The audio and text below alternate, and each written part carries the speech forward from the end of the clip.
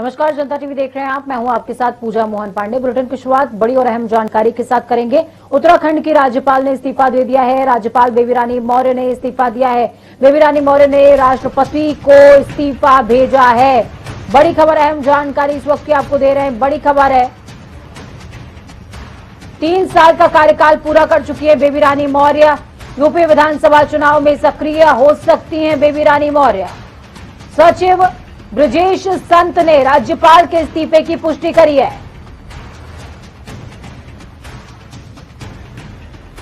तो बड़ी और अहम जानकारी आपको दे रहे हैं। उत्तराखंड की राज्यपाल ने इस्तीफा दे दिया है। सचिव ब्रजेश संत ने राज्यपाल के इस्तीफे की पुष्टि कर दी है।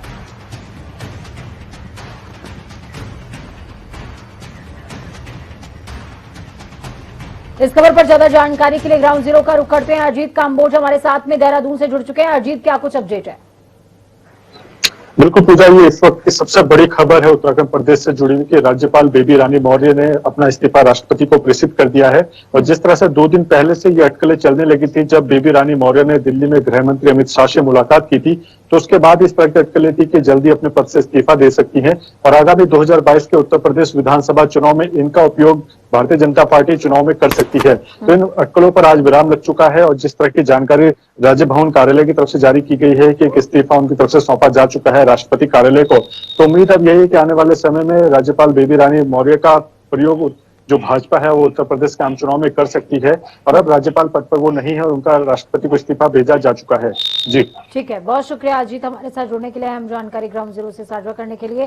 तो 3 साल का कार्यकाल जब बेबी रानी मौर्य का पूरा हुआ, लगातार कयास लगाए जा रहे थे कि आखिरकार कब इस्तीफा होगा, और आखिरकार इस बात की पुष्टि हो चुकी है कि बेबी रानी मौर्य ने इस्तीफा दे दिया है। राष्ट्रपति को इस्तीफा अपना सौंपा है। और साथ में आपको बता दें कि अब जो बड़ी खबर है, अहम ट्विस्ट क्या है इस खबर में? अहम ट्विस्ट ये है कि बेबी रानी मौर्य उत्तर प्रदेश विधानसभा चुनावों की आगामी जो सियासत, जो बिसात देखने को मिलेगी, चुनावी बिसात, उसमें सक्रिय भूमिका में नजर आने वाली हैं। खबरों में आगे बढ़ते हैं और ताबड़तोड़ अंदाज में खबरों का रुख करते हैं। उत्तर प्रदेश विधानसभा चुनावों के लिए बीजेपी ने, माफ कीजिएगा, बड़ी खबर है, उत्तर प्रदेश विधानसभा चुनावों के लिए बीजेपी ने चुनाव प्रभारियों के नाम के ऐलान कर दिया है। केंद्रीय शिक्षा मंत्री धर्मेंद्र प्रधान को यूपी विधानसभा इलेक्शन के लिए चुनाव प्रभारी बनाया गया है। इसके अलावा 7 सह प्रभारी और 6 संगठन प्रभारी भी बनाए गए हैं। इसी कड़ी में बीजेपी ने यूपी के जिलों के पार्टी जिलाध्यक्षों की घोषणा कर दी। जिन क्षेत्रों के जिलाध्यक्षों का ऐलान किया गया है उसमें अवध, ब्रज और गोरखपुर क्षेत्र शामिल हैं। अवध की श्रावस्ती जिले के अध्यक्ष का पद महेश मिश्रा को दिया गया।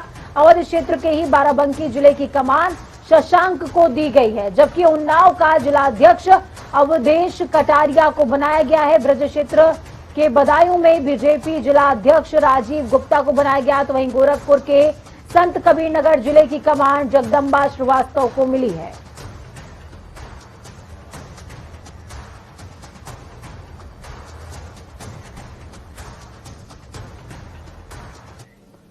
तो वहीं उत्तराखंड के लिए भी बीजेपी आलाकमान ने केंद्रीय मंत्री प्रहलाद जोशी को प्रभारी बनाया है। उनके साथ लॉकेट चटर्जी और सरदार आरपी सिंह को भी सह प्रभारी बनाया गया। इसके अलावा बीजेपी ने पंजाब, गोवा और मणिपुर चुनाव के लिए भी प्रभारियों की नियुक्ति कर दी है। बेहद बड़ी और अहम जानकारी इस वक्त की आपको दे रहे हैं।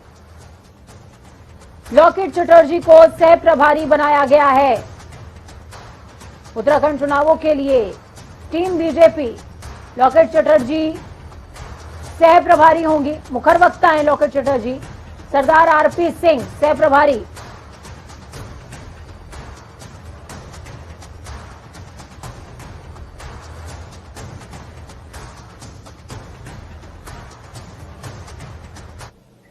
तो चलिए फटाफट अंदाज में खबरों का रुख कर लेते हैं। राष्ट्रपति रामनाथ कोविंद 2 दिवसीय संगम नगरी प्रयागराज के दौरे पर रहेंगे। राष्ट्रपति 11 सितंबर को प्रयागराज पहुंचेंगे।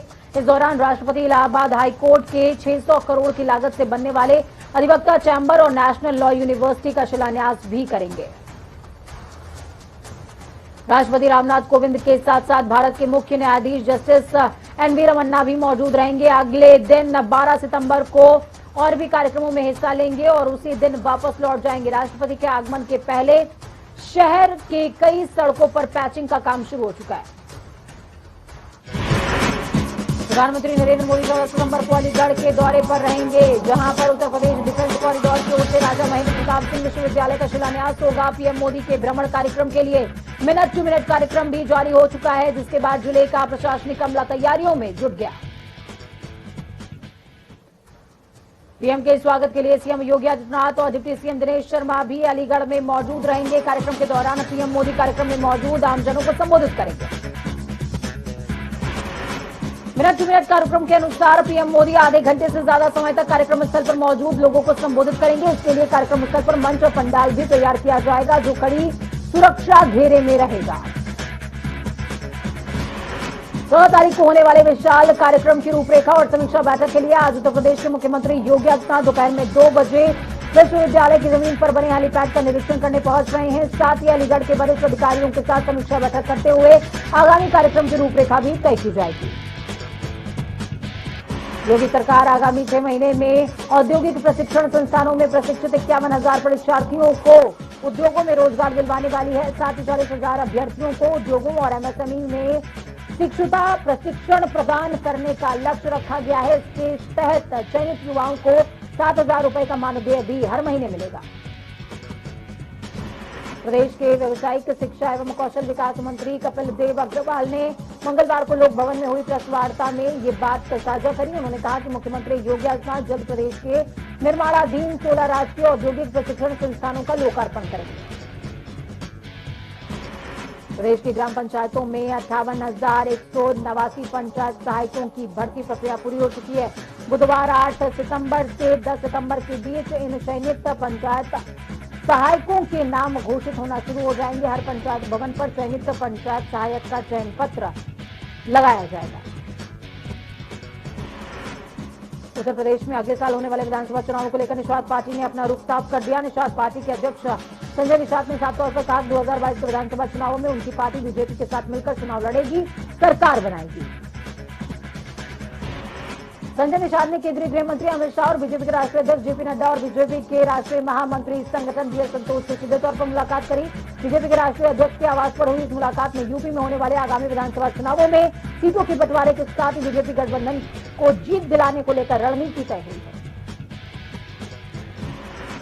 एआईएमआईएम के अध्यक्ष असदुद्दीन ओवैसी यूपी के दौरे पर हैं। बीते दिन ओवैसी ने अयोध्या के रुदौली में एक जनसभा को संबोधित किया। यहाँ उन्होंने 2017 वाली मजलिस नहीं है ऐसा कहा। अब हमारा संगठन मजबूत हो चुका है। हमारी पहली कोशिश होगी कि यहाँ से हमारी मुस्लिम लीडरशिप का विकास हो। इसके अलावा ओवैसी ने अखिलेश पर निशाना साधते हुए कहा कि यूपी में 19% मुसलमान है और 9% यादव, लेकिन सीएम आपका ही बनेगा और हमें चपरासी की नौकरी भी नहीं मिलेगी। आज वैसे 2022 विधानसभा चुनावों को साधने के लिए सुल्तानपुर में है। सियासत के जानकारों का मानना है कि सुल्तानपुर के साथ ही उनकी नजर अमेठी और रायबरेली पर भी रहने वाली है। इन तीनों जिलों में लगभग 44% मुसलमान आबादी है। वैसे सुल्तानपुर में अलग अलग कार्यक्रमों में हिस्सा लेंगे। पार्टी जिलाध्यक्षों के मुताबिक वैसे यहाँ करीबन 6 घंटे ठहरेंगे। इस दौरान वो कार्यकर्ताओं से मुलाकात करते हुए जनसभा को भी संबोधित करेंगे। कांग्रेस की राष्ट्रीय महासचिव प्रियंका गांधी वाड्रा 10 सितंबर को 2 दिवसीय दौरे पर लखनऊ पहुंच रही है। कहा जा रहा है कि इन 2 दिनों के दौरे में प्रियंका संगठन के पेज को टाइट करने का काम करेंगी। इतना ही नहीं, प्रियंका इस दौरान अपने फ्रंटल संगठनों के साथ में बैठक भी करने वाली है। 2 अक्टूबर को राजधानी में कांग्रेस एक बड़ी रैली करने की योजना में है। इस रैली के मद्देनजर ही प्रियंका लखनऊ का रुख कर रही है। सूत्रों की माने तो रामाबाई अंबेडकर मैदान बड़े कार्यक्रम के लिए बुक हो चुका है। यहां पर रैली के दौरान बड़ी भीड़ जुटने वाली है। आगामी यूपी चुनाव को देखते हुए सभी राजनीतिक पार्टियां एक्टिव मोड में आ गई हैं। प्रबुद्ध विचार संगोष्ठी के पहले चरण के समाप्त होते ही आज लखनऊ में बसपा सुप्रीमो मायावती एक महत्वपूर्ण बैठक करती नजर आई। इस बैठक में मायावती ने मंडल स्तरीय नेताओं और कोऑर्डिनेटर्स को बुलाया, जिसमें फीडबैक और सियासी समीकरणों पर मंथन हुआ है। तो वहीं सूत्रों से मिली जानकारी के हिसाब से बसपा सुप्रीमो इस बैठक में प्रत्याशियों के नामों पर भी विचार विमर्श कर सकती है। उत्तर प्रदेश में मंगलवार को कोविड-19 के कारण किसी मरीज की मौत तो होने की खबर सामने नहीं आई। हालांकि राज्य में कोरोना के 22 नए मामलों की पुष्टि हुई है। जारी सरकारी बयान के अनुसार राज्य में कोविड-19 बीमारी से मरने वाले रोगियों की संख्या 22,863 है।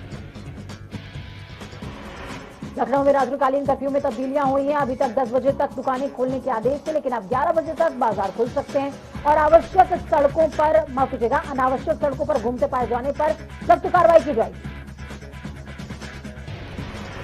मथुरा में बीते दिन राष्ट्रीय बाल अधिकार संरक्षण आयोग की टीम पहुंची। आयोग की रजिस्ट्रार के नेतृत्व में पहुंची टीम ने जिला अस्पताल का इंस्पेक्शन किया। इस दौरान टीम ने डेंगू, मलेरिया और वायरल फीवर से पीड़ित भर्ती मरीजों का हाल जाना। करीबन 1 घंटे तक चले इंस्पेक्शन में सीएमओ को व्यवस्था में सुधार करने के निर्देश मिले हैं। एनसीपीसीआर टीम ने इंस्पेक्शन के दौरान पीकू वार्ड गायब मिला, जिसको लेकर टीम ने नाराजगी जाहिर करते हुए सीएमओ को जल्द ही पीकू वार्ड तैयार करने के निर्देश दिए। आपको बता दें, मथुरा में डेंगू के अब तक 258, इसके साथ ही कई अन्य बीमारियों और मलेरिया के 24 मरीज मिल चुके हैं। कानपुर के एक बड़े रेडियोलॉजिस्ट ने फर्जीवाड़ा करते हुए शहर ही नहीं बल्कि प्रदेश के 22 जिलों में 28 अल्ट्रासाउंड और डायग्नोस्टिक सेंटर चलाए जाने का खेल उसका सामने आया।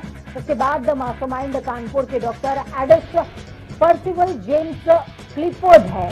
फर्जीवाड़ा सामने आने पर परिवार कल्याण के महानिदेशक ने उच्च स्तरीय जांच बैठाने को कहा। डॉक्टर ने नेशनल मेडिकल काउंसिल की गाइडलाइन का उल्लंघन किया। इसके लिए फर्जीवाड़े के सामने आने के बाद 28 सेंटरों के मालिकों और डॉक्टर एडिस को समन जारी कर दिया गया है। डॉक्टर एडिस को 15 सितंबर तक अपना पक्ष महानिदेशक परिवार कल्याण के समक्ष रखना होगा। चित्रकूट के कोतवाली क्षेत्र में देवर भाभी का शव फांसी के फंदे से लटका मिला, जिसके बाद सूचना मिलते ही मौके पर पहुंची पुलिस ने शव को कब्जे में लेते हुए पोस्टमार्टम के लिए भेज दिया और मामले की तफ्तीश शुरू कर दी। इटावा के भरतना क्षेत्र में एक किसान के खेत में रातों रात दबंगों ने कब्जा कर लिया, जिसके बाद पीड़ित किसान ने सूचना पर मौके पर पहुंची पुलिस ने दोनों पक्षों को थाने लेकर गई और मामले की तफ्तीश शुरू कर दी। कानपुर के नारामऊ क्षेत्र में पुलिस की तत्परता से महिला की जान बच गई। बताया जा रहा है कि घरेलू कलह से परेशान महिला रेलवे ट्रैक पर पहुंची थी। आत्महत्या करने के लिए तभी पीआरबी के सिपाहियों ने महिला को रेलवे ट्रैक से हटाया, उसकी जान बचाई। बाराबंकी के मसौली थाना क्षेत्र में लिव इन रिलेशन में रह रही महिला को उसी के प्रेमी ने चाकू से मारकर घायल कर दिया और फरार हो गया, जिसके बाद सूचना मिलते ही मौके पर पहुंची पुलिस ने घायल महिला को इलाज के लिए अस्पताल में भर्ती कराया और आरोपी की तलाश शुरू कर दी। रावगढ़ के महिला मेडिकल कॉलेज में 2 बच्चे बदलने को लेकर परिजनों में हंगामा पेश आया, जहां पर डॉक्टरों की लापरवाही के चलते बेटा और बेटी पैदा होने पर आपस में बच्चा बदला जा रहा था। इसके बाद सूचना मिलते ही मौके पर पहुंची पुलिस बल को मेडिकल कॉलेज में तैनात किया गया है। बदायूं के उसवा थाना क्षेत्र में साग तोड़ने में गई वृद्ध महिला का पैर फिसलने से तालाब में डूबकर मौत हो गई है, जिसके बाद सूचना मिलते ही मौके पर पहुंची पुलिस ने शव को कब्जे में लेते हुए पोस्टमार्टम के लिए भेज दिया। चित्रकूट में भाद्रपद अमावस्या के अवसर पर श्रद्धालुओं ने आस्था की डुबकी लगाई। 2 दिन से लगातार चल रहे मेले में लगभग 15 लाख श्रद्धालु चित्रकूट पहुंचे और आपको बता दें, भाद्रपद की अमावस्या का चित्रकूट में बड़ा महत्व है, इसलिए दूर दराज से श्रद्धालु भगवान कामदनाथ के दर्शन करने के लिए भी पहुंचते हैं। आगरा के बाघ थाना क्षेत्र में संदिग्ध परिस्थितियों में रेलवे लाइन के पास 35 साल के युवक का शव मिला, जिसके बाद सूचना मिलते ही मौके पर पुलिस ने शव को कब्जे में लेते हुए पोस्टमार्टम के लिए भेजा और मामले की तफ्तीश शुरू कर दी। उदयपुर के औग थाना क्षेत्र में तेज रफ्तार डीसीएम ने एक महिला को टक्कर मार दी, जिससे महिला की मौके पर मौत हो गई। इसके बाद सूचना मिलते ही मौके पर पहुंची पुलिस ने शव को कब्जे में लेते हुए पोस्टमार्टम के लिए भेज दिया। लखीमपुर खीरी के फूल बेहड़ थाना क्षेत्र में ट्रैक्टर पलटने से चालक समेत 2 लोगों की मौके पर ही मौत हो गई, जिसके बाद सूचना मिलते ही मौके पर पहुंची पुलिस ने शव को कब्जे में लेते हुए पोस्टमार्टम के लिए भेज दिया। झांसी के मऊरानीपुर कोतवाली क्षेत्र में तालाब में अज्ञात का शव मिला, जिसके बाद सूचना मिलते ही मौके पर पहुंची पुलिस ने शव को तालाब से निकलवाते हुए शिनाख्त करने की कोशिश करी, लेकिन शिनाख्त नहीं हो सके, जिसके बाद पुलिस ने शव को पोस्टमार्टम के लिए भेज दिया और मामले की छानबीन शुरू कर दी। लखीमपुर खीरी में मुहाना नदी में बढ़ते जलस्तर से कई की जगह घर कटकर जलमग्न हो रहे हैं, तो वहीं ग्रामीणों का कहना है कि न रहने को छत है और न ही खाने को रोटी। अभी तक यहां पर कोई शासन प्रशासन का अधिकारी तक देखने नहीं आया। हमीरपुर के सदर कोतवाली क्षेत्र में अज्ञात कारणों के चलते छात्रा ने बेतवा नदी के पुल से छलांग लगा दी, जिसके बाद गोताखोरों ने कड़ी मशक्कत के बाद छात्रा की जान को बचाया और इलाज के लिए अस्पताल भेज दिया। अखिल भारतीय विद्यार्थी परिषद कानपुर देहात में आरएसएस की तुलना तालिबानी आतंकी संगठन से करने पर पूर्व राज्यसभा सांसद और गीतकार जावेद अख्तर का पुतला फूका है। साथ ही जावेद अख्तर को चेतावनी दी है कि अगर आरएसएस और एबीवीपी से माफी नहीं मांगी गई तो उनके और उनके परिवार की कोई भी फिल्म को नहीं चलने देंगे। आगरा के मेट्रो रूट के 50 मीटर के दायरे में भवन निर्माण के लिए अब मेट्रो रेल कॉर्पोरेशन से अनुमति लेनी होगी। प्राधिकरण के बैठक में यह प्रस्ताव लाया गया, जिस पर अब मोहर लग चुकी है। प्राधिकरण अब मेट्रो रेल कॉर्पोरेशन के अनापत्ति प्रमाण पत्र यानी कि एनओसी के बिना नक्शा पास नहीं होगा। औरैया में सरकार के निर्देश पर 1 तारीख से खुले स्कूलों में अब धीरे धीरे रौनक लौटने लगी है। फ्रांसिस अकेडमी एंड औरैया में कोरोना गाइडलाइन के नियमों को फॉलो करते हुए स्कूल में छात्रों की थर्मल स्क्रीनिंग की जा रही है और मुख्य द्वार पर कोरोना टनल भी बनाई गई है। उन्नाव के माके थाना क्षेत्र में आयोजित विशाल दंगल में पहलवानों ने अपनी कला का प्रदर्शन करते हुए रोमांचक कुश्ती से दर्शकों का दिल जीत लिया। जहां सबसे ज्यादा प्रदेश के अन्य जिलों से लोग पहुंचे, जिसमें 2 पहलवानों के बीच काफी टक्कर देखने को मिली। कानपुर के किदवई नगर थाना क्षेत्र में एक कार में आग लग गई, जिसके बाद देखते देखते कार जलकर खाक हो गई। महुआ में रोटी में जहर मिलाकर किसी व्यक्ति ने 22 कुत्तों को मौत से नींद सुला दिया। इसके बाद ग्रामीणों ने डीएम के चौखट पर पहुंचकर एक लिखित प्रार्थना पत्र देते हुए मामले की तफ्तीश की मांग की है। मुख्यमंत्री पुष्कर सिंह धामी ने नवयोग सेवा समिति के साथ साथ CCRBN और आयुष मंत्रालय, भारत सरकार और उत्तराखंड मुक्त विश्वविद्यालय की ओर से आयोजित वेबिनार में शामिल हुए। इस मौके पर सीएम धामी ने सूर्य नमस्कार किया। स्वास्थ्य विभाग की ओर से जारी बुलेटिन के अनुसार मंगलवार को 19,646 सैंपलों की जांच रिपोर्ट नेगेटिव आई है, जबकि 5 जिलों में अल्मोड़ा, बागेश्वर, पौड़ी, रुद्रप्रयाग और उत्तरकाशी में एक भी संक्रमित मरीज नहीं मिला। उधर चमोली, हरिद्वार, पिथौरागढ़, टिहरी और उधम सिंह नगर में 1-1, चंपावत में 2, देहरादून में 4 और नैनीताल में 3 संक्रमितों की पुष्टि हुई है। प्रदेश में अब तक कोरोना के कुल संक्रमितों की संख्या 3,44,139 हो गई है। इनमें से 3,29,327 लोग ठीक हो चुके हैं। प्रदेश में कोरोना के चलते अब तक 7,389 लोगों की जान जा चुकी है। उत्तराखंड में वैक्सीन की दूसरी डोज की तारीख गुजरने के बाद भी लगभग 4 लाख लोग ऐसे हैं जिन्होंने वैक्सीनेशन का काम पूरा नहीं करवाया। बीते 8 महीनों में अब तक 28% से ज्यादा लोगों ने दूसरी डोज उनको लगी है, जबकि दोनों डोज लगवाने वालों में संक्रमण दर काफी कम पाया जा रहा है। प्रदेश में 18 से अधिक आयु वर्ग के 77.29 लाख लोगों को कोविड वैक्सीन लगाई जानी है, जिनमें से 5 सितंबर तक 67.50 लाख को पहली और 21.61 लाख को वैक्सीन की दूसरी डोज लग चुकी है। रुद्रप्रयाग में मूसलाधार बारिश के चलते ऋषिकेश बद्रीनाथ हाईवे 3 जगहों पर बंद कर दिया गया। वहीं राजमार्ग के शिवनंदी, सिरोबड़ और नरकोटा में भारी बारिश होने से मलबा आने से सभी रास्ते ब्लॉक हो गए हैं, जिसके बाद सैकड़ों वाहन राजमार्ग पर फंसे नजर आए। समान कार्य समान वेतन सहित कई मांगे ऐसी हैं जिनको लेकर उपनल कर्मचारी बीते कई महीनों से हड़ताल कर रहे हैं। इसके अलावा आक्रोशित कर्मचारियों ने अर्धनग्न होकर प्रदर्शन किया, लेकिन अभी तक सरकार की ओर से कोई सुनवाई नहीं हो रही है। ये खास रिपोर्ट देखिए।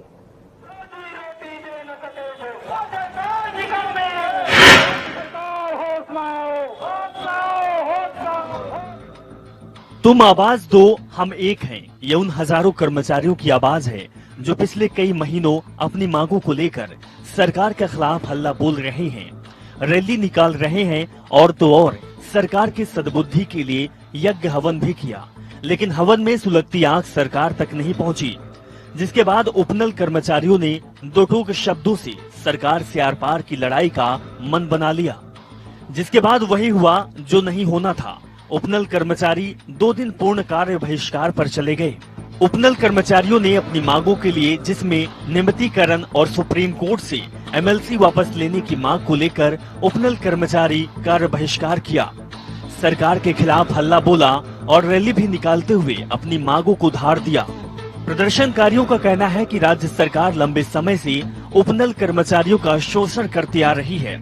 यदि उनकी मांग पूरी नहीं की गई या राज्य सरकार कर्मचारियों की मांगों के संबंध में कोई विचार नहीं किया गया तो अक्टूबर माह से उपनल कर्मचारी अनिश्चितकालीन हड़ताल पर चले जाएंगे, जिसकी पूर्ण जिम्मेदारी राज्य सरकार की होगी। राज्य में 13 के 13 जिलों में उपनल कर्मचारी हड़ताल में आज और कल को, अगर आज और कल भी सरकार नहीं मानती है, आने वाले 1 महीने में हम पूरे विभागों को क्लोज कर देंगे। चाहे वो आकस्मिक सेवाएं हो, चाहे वो जिस प्रकार की सेवाएं हो, जो भी क्षति होगी वो राज्य सरकार की होगी। राज्य सरकार को समझना चाहिए। हम लोग ये मांग कर रहे हैं कि आने वाले समय में जितने भी कर्मचारी हैं उनको एक नियमावली के तहत नियमित किया जाए, समान कार्य का समान वेतन दिया जाए। अगर राज्य सरकार ये चीज नहीं चाहती है तो हम पूरे विभागों में क्लोज कर देंगे, चाहे वो आकस्मिक सेवा हो, चाहे विद्युत सेवा हो, चाहे वो जल सेवा हो, सभी सेवाओं को हम बंद कर देंगे। आकस्मिक सेवा, विद्युत सेवा, स्वास्थ्य सेवा, हाँ, सब जगहों पे हड़ताल है। सभी कर्मचारी हमारे रोडों में है आज, चाहे वो देहरादून में हो, चाहे उत्तरकाशी में हो, चाहे वो चंपावत में हो। आज हम लोग मुख्यमंत्री महोदय को डीएम के माध्यम से रैली निकाल के ज्ञापन सौंप रहे हैं। उपनल संविदा कर्मचारी लंबे समय से प्रदर्शन, विधानसभा का घेराव और सड़कों पर उतरकर अपने सम्मानजनक मानदेय को लेकर सरकार से गुहार लगा रहे हैं, लेकिन सरकार के कान में जू तक नहीं रेंग रहे। अब एक बार फिर 7 सूत्री मांगों को लेकर उपनल कर्मचारी प्रदेश भर में 2 दिवसीय कार्य बहिष्कार का ऐलान कर दिया है। अब देखने वाली बात ये होगी कि कर्मचारियों की इस मांग को सरकार लड़ाई में बदलती है या फिर उपनल कर्मचारियों की मांग को पूरा करती है। जनता टीवी न्यूज डेस्क से रंजीत यादव की रिपोर्ट। तो चलिए बड़ी और अहम जानकारी सामने आ रही है। इस वक्त की बड़ी खबर, 5वें दीपोत्सव कार्यक्रम में शामिल हो सकते हैं प्रधानमंत्री नरेंद्र मोदी। दीपोत्सव कार्यक्रम में पहली बार हिस्सा लेंगे प्रधानमंत्री। दिवाली पर अयोध्या को मिल सकती है बड़ी सौगात। 7 से 10 दिवसीय हो सकता है दीपोत्सव का कार्यक्रम। दीपोत्सव पर 7.5 लाख यानी कि 7.5 लाख दिए जलाने का लक्ष्य रखा है। पिछली बार भी योगी सरकार ने अपने ही रिकॉर्ड को ब्रेक किया था और इस बार भी कोशिश अपने ही रिकॉर्ड को ब्रेक करने की। 7.5 लाख दिए इस बार जलाए जाएंगे और इस बार दिए जलाने का जो काम है वो प्राइवेट संस्थानों को, प्राइवेट एजेंसियों को दिया गया है और इस दीपोत्सव कार्यक्रम में प्रधानमंत्री नरेंद्र मोदी खुद शिरकत करने वाले हैं और ऐसा पहली बार होगा। 7 से 10 दिवसीय हो सकता है दीपोत्सव कार्यक्रम। वक्त यहाँ पर छोटे से ब्रेक का, ब्रेक के उस पार खबरों का सफर लगातार जारी रहेगा। बने रहिए जनता टीवी के साथ, क्योंकि हम आपकी ताकत, अपना और अपनों का बहुत ज्यादा ख्याल रखिए। नमस्कार।